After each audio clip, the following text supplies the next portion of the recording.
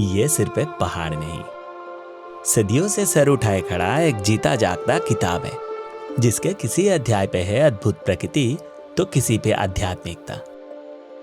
आज से करीबन 2500 साल पहले भगवान गौतम बुद्ध के परम शिष्य महाकाश्यप इसी पहाड़ी पे अपना पार्थिव शरीर त्याग कर महानिर्वाण प्राप्त किए। मान्यता है कि वो आज भी यहाँ भविष्य के बुद्ध मैत्रेय के आने का इंतजार में है। अतीत में ह्यूएन फाहियन से लेकर वर्तमान में कई देशों से हजारों लोग आते हैं यहाँ। कुछ तो बात जरूर है, कई सवाल थे मन में, तो जवाब ढूंढने हम भी निकल पड़े प्रकृति की ये अद्भुत संरचना गुड़पा पहाड़ की ओर।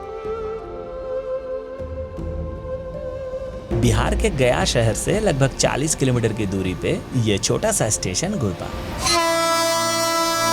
स्टेशन काफी पुराना है, लेकिन यहाँ पे ये प्लेटफॉर्म वगैरह एक्सटेंशन का काम चल रहा है, ओवरब्रिज वगैरह बन रहे हैं। आने वाले दिनों में ये पूरी तरह से बन के तैयार होने वाले। वो दिखाई दे रहा है हमारा गंतव्य। स्टेशन से वहां तक का ये सफर अब हमें पैदल ही तय करना है। ओवर ब्रिज पकड़ के प्लेटफॉर्म नंबर 1 की तरफ से निकलते हुए हम लोग मिट्टी से बने इस रास्ते पे पहुंचे।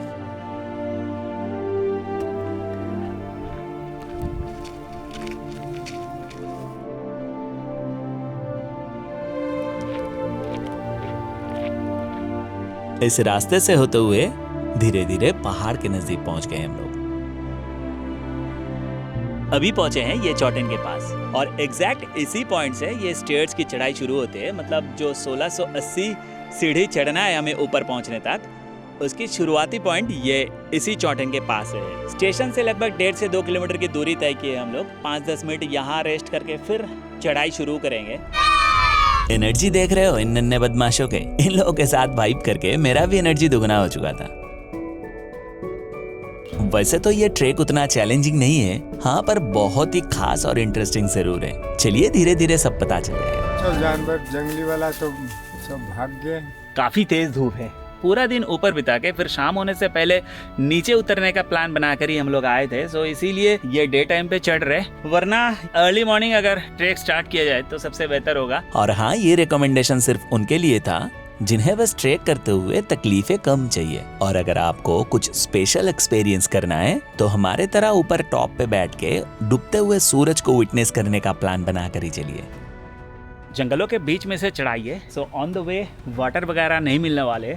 हम लोग नीचे से कैरी कर रहे थे, लेकिन वो सफिशिएंट नहीं रहा। स्टेशन के बाहर एक छोटा सा मार्केट है, अब अपने हिसाब से फूड एंड वाटर वहीं से खरीद के कैरी कर सकते हो।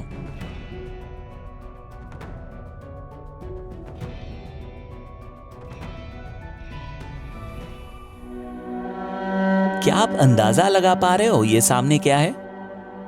वो इस फाटल के अंदर से बाहर की तरफ लिया हुआ एक फुटेज था, और अब हमें इसी फाटल के अंदर से होते हुए ऊपर चढ़ना है।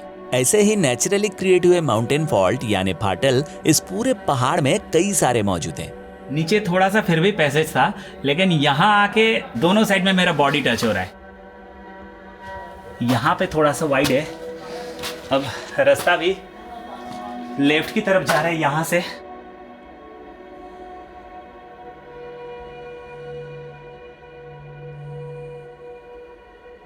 तो अभी अभी हम लोग यहाँ इस गैप में से निकले हैं, वहां पे कुछ स्पेशल है। चलिए चलते हैं। ऐसे बड़े बड़े चट्टानों के बीच में अद्भुत अद्भुत गैप रहने के बावजूद भी ये पूरा पहाड़ एक आश्चर्य ज्यामितिक स्ट्रक्चर में हजारों सालों से अटूट खड़े है। हाँ, तो अभी मैं जिस खास जगह के बारे में बता रहा था वहां पहुंच गए। क्या आपको पता है ये कौन है? करीबन 2500 साल पहले की बात है। मगध के एक छोटा सा गांव में एक बच्चा जन्मा। पीपल पेड़ के नीचे जन्म लेने के कारण से उनके नाम पिप्पली रखा गया। वो कोई साधारण नहीं था। भगवान गौतम बुद्ध के शरण में आने के बाद समय ने उसे बनाया पिप्पली से भांते महाकाश्यप, जो बुद्ध भगवान के अन्यतम प्रधान शिष्य बने। वो भगवान के इतने प्रिय थे कि बुद्ध भगवान अपने शरीर त्यागने से पहले अपने वस्त्र उन्हें सौंपे थे।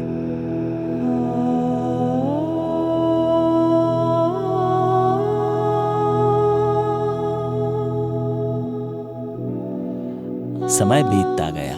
भांते महाकाश्यप 120 साल की उम्र में भगवान बुद्ध के दिए हुए वस्त्र शरीर में ओढ़कर अपने अंतिम यात्रा पे निकले, जो यात्रा इसी पहाड़ पे आके रुके। तब इस पहाड़ का नाम था कुक्कुट पदगिरी, यानी मुर्गी के पैर के आकृति का पहाड़।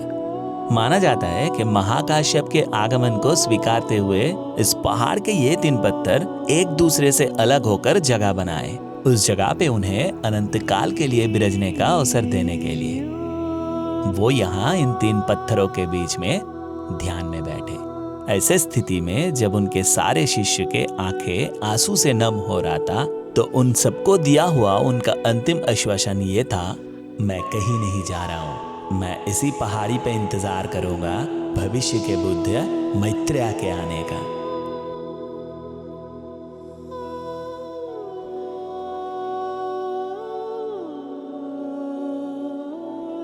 जाना जाता है कि वो यहाँ 12 साल तक तपस्या की है इसी चट्टानों के बीच में। ये जब महाकश्यप गुरु जी थे, जब एक दिन मेडिटेशन कंप्लीट था उनका, हाँ। तो उनका एक स्क्रेच करते थे, पूरा 12 साल का स्क्रेच है उनका। अच्छा अच्छा, ठीक पहले ठीक। मंदिर नहीं था, बाद में मंदिर का निर्माण। हाँ हाँ हाँ। नहीं, ये सब चीज हाँ। बुक में दर्शाया हुआ है। ये सब चीज ये जगह मिला था। अच्छा, इन्हीं से मतलब पता चला कि ये इतिहास के बारे में। इतिहास के बारे में कि हाँ। ये स्थान था इनका। हाँ। आप कहाँ के रहने वाले जी? हम यही कर रहे हैं। यही के, अच्छा जी। हमारी फैमिली, हमारी जनरेशन इसको देखभाल करते हैं। ऊपर ये जो स्तूपा बना हुआ है, यहाँ पे एक पुराना स्तूपा था, राजा अजातशत्रु द्वारा निर्मित किया हुआ ये था कि जब ये पहाड़ महाकाश्यप के पार्थिव शरीर को अपने अंदर समा रहा था, तो राजा अजातशत्रु यहाँ पहुंचे भगवान बुद्ध के परम प्रिय शिष्य को अंतिम बार के लिए देखने। तो राजा ने उनकी यादें जिंदा रखने के लिए यहाँ पे एक स्तूपा निर्माण किए। ऊपर स्तूपा के पास भगवान विष्णु के चरण छाप, माँ गुरपासेनी देवी, बजरंगबली और भोलेनाथ का भी मंदिर है। सावन में यहाँ मेला भी लगता है। वैसे तो यहाँ देश विदेश से हर रोज लोग आते हैं। जब हम लोग चढ़ रहे थे, वियतनाम का एक ग्रुप नीचे उतर रहा था और हाँ, एक श्रीलंका का भी ग्रुप था। लेकिन हम लोग जब ऊपर थे तो ये जगह बिल्कुल खाली था। लिटरली इस जगह के महत्व को महसूस करके रोंगटे खड़े हो रहे थे।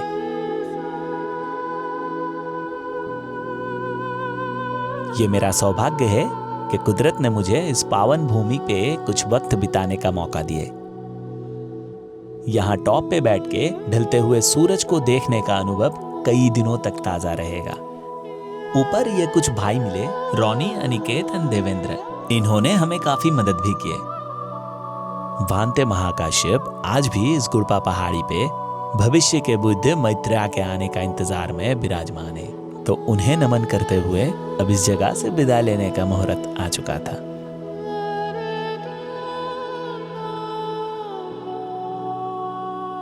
वीडियो कैसे लगा अगर आप चाहो तो कमेंट में बता सकते हो।